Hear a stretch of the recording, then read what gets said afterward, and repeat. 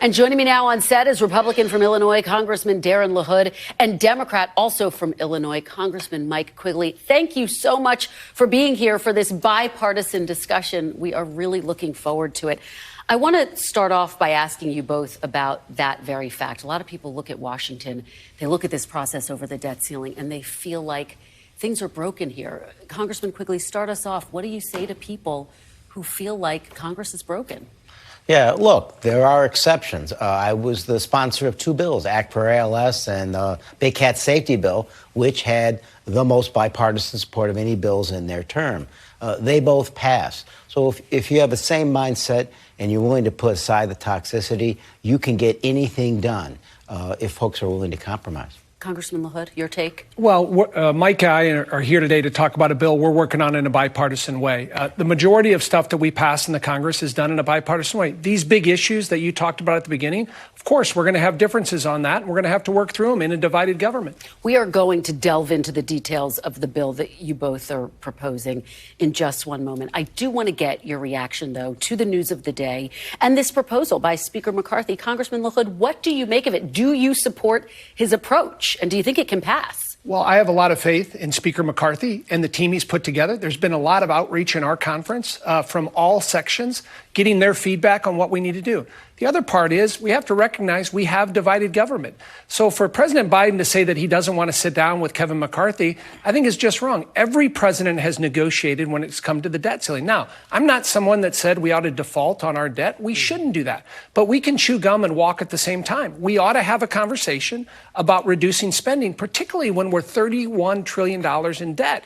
And that's what Speaker McCarthy is talking about, having a conversation with Joe Biden on how we have spending cuts. So do you support Speaker McCarthy's plan, this 1 year raising the debt limit coupled with spending cuts? I support the bill that he talked about today. I think it's the right approach to take. Congressman Quigley, respond to that. The idea that President Biden has not invited Speaker McCarthy back to the White House. He says he's not going to until he sees his budget. Should he be meeting with Speaker McCarthy? I think there's always room to meet, but I have to quote for the first time in my career President Trump when he said, I can't even imagine raising the debt ceiling as a negotiating wedge. It was something very close to what President Reagan said. In my lifetime, we've raised the debt ceiling 78 times, 49 times under Republican leadership. Well, let me ask you about that, because you have said that raising the debt limit should be a bipartisan issue. So would you support Speaker McCarthy's plan? I support something like we tried to do under a Simpson-Bowles agreement 13 years ago. I was one of only 38 members of the House that ended up voting for it. It was big, balanced, bipartisan, and it covered the issue over a long period of time. It was a serious way to address it, and I support that. So I hear some similarities in what you both are saying, and I guess if you're sitting at home watching this, the big question is the nation going to go over the cliff? How confident are you that a crisis will be averted here? Well, the nation shouldn't go over a cliff. I don't think that's going to happen. We will avert that, but there's going to have to be negotiation. There's going to have to be compromise. But to think that we can't talk about spending cuts on reducing deficits, particularly when we spent $6 trillion through COVID, we have to reduce spending. I think that's a conversation that's easy to have with the American people. They do it every single day with their family budgets and in businesses. We ought to be able to do it here in D.C. Congressman Quigley, your take on this. And again, do you want to see President Biden meet with Speaker McCarthy at this point in time? Again, I think there's always room for negotiations. That's important. So he should?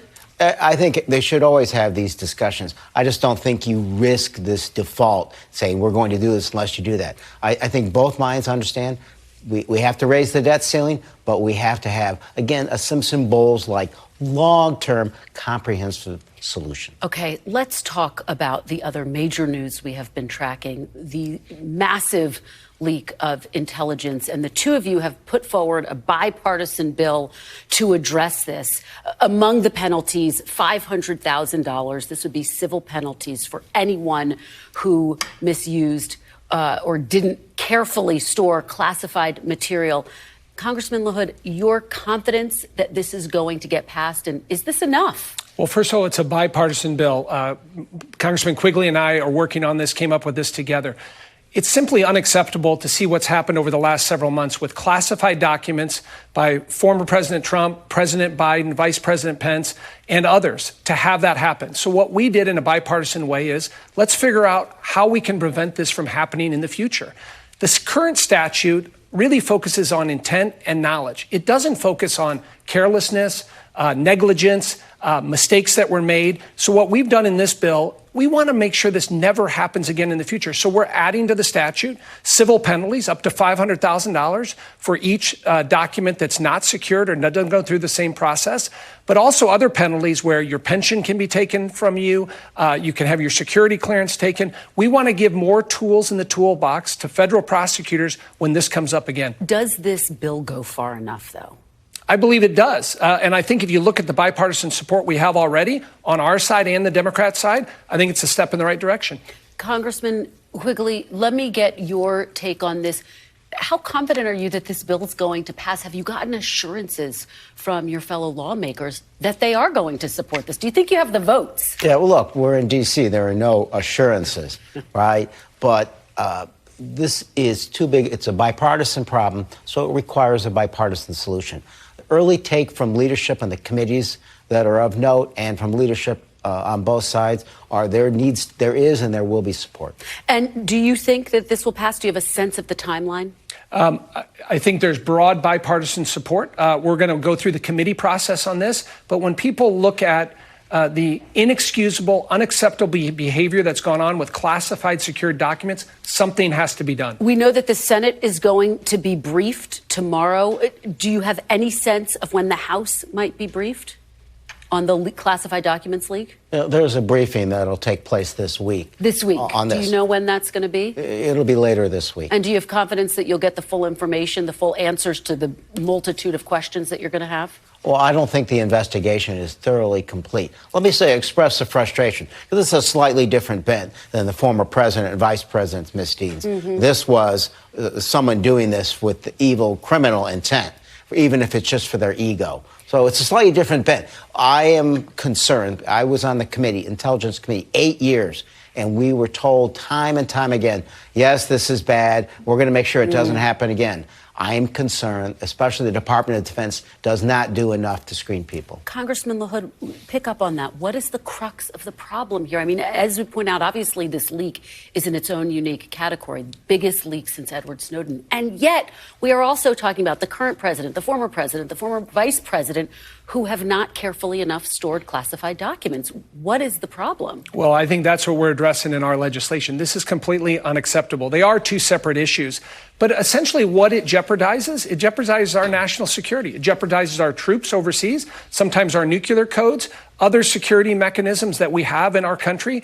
And to have people engaged at the highest level with improper storage of secure documents, having them where they shouldn't be, it's unacceptable, and that's what we're doing with our legislation. Senator Lindsey Graham says that people should be fired over this, heads should roll. So far, no indication that's going to happen, but do you agree with him? I think the Department of Defense has to start over, recognizing they're not doing nearly enough to make sure these documents are kept safe and that they have people properly screened, and they limit who has access to this. This person's textbook example of someone who should not have. But do you think people should be fired over this? Absolutely. Do you think people should be fired over this? Okay.